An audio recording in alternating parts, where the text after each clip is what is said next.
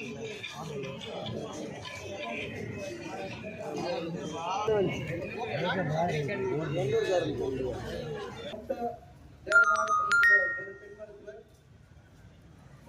மணி நேரம் தொடர்ந்து மருத்துவமனை நோக்கி ஏன் நடைபெற்றுக் கொண்டிருக்கின்றன என்ற ஒரு பெரிய அதிர்வலை அனைத்து மருத்துவர்கள் எந்த ஒரு நோயாளி பாதிப்பு இல்லாமல் அரசினுடைய கவனம் பொதுமக்களுடைய கவனம் 3வது மாடியில் இருக்கின்ற செமினார் ஹாலில்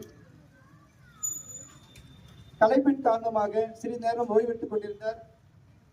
அந்த நேரத்தில் ஒரு சில மனித உருவில் இருக்கின்ற மிருகங்கள் மூலமாக அந்த பெண் மருத்துவர் பாலியல் கொடுமைக்கு ஆளாகி கழுத்து நெரிக்கப்பட்டு கொலை செய்யப்பட்டிருக்கின்றார்.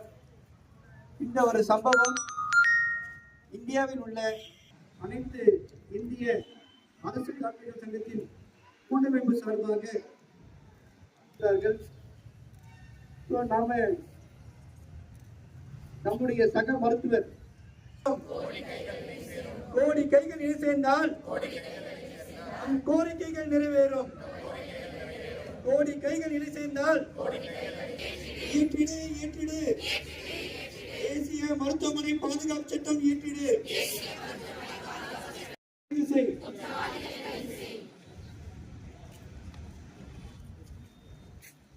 வேண்டும் வேண்டும் மருத்துவர்களுக்கு பாதுகாப்பு வேண்டும். வேண்டும் வேண்டும் போராட்டம் போராட்டம் இது மருத்துவ பணியாளர்கள் போராட்டம். போராடும் எங்களுக்கு ஜாதி இல்லை மதம் இல்லை, கொள்கை உண்டு கோஷம் உண்டு, கோரிக்கைகள் பல உண்டு. கொள்கை உண்டு கோஷம் உண்டு, கோரிக்கைகள் பல உண்டு.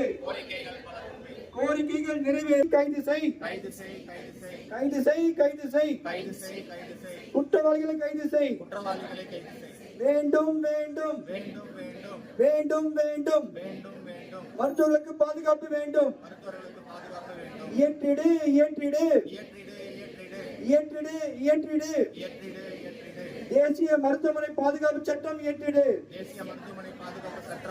இயற்றிடு இயற்றிடு இயற்றிடு இயற்றிடு தேசிய மருத்துவமனை பாதுகாப்பு சட்டம் இயற்றிடு. வேண்டும் வேண்டும் வேண்டும் வேண்டும் பெண் மருத்துவருடைய கொலைக்கு நியாயம் வேண்டும். போராட்டம் போராட்டம்.